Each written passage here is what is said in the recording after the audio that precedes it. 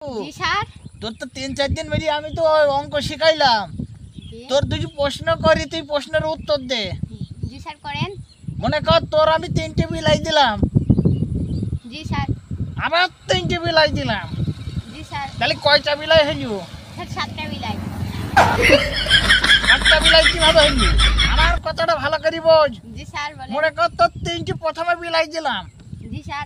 আবার 3টে দিলাম, জি স্যার। তাহলে কয়টা হইল? স্যার 7টা। মেরিয়ে মাজার হাড় সোজা করিয়ে দেবো। আরে হ্যাঁ, আমি তোর তো আমি অঙ্ক শিখাইতে পারলাম না, তুই আমার বোঝ ভালো করি। স্যার বলেন। মনে কর তোর আমি প্রথমে 3টে বিলাই দিলাম, স্যার দিলেন। 2 দিন পরে আবার 3টে দিলাম, স্যার দিলেন। তাহলে কয়টা বিলাই হইল? স্যার 7টা বিলাই হলো।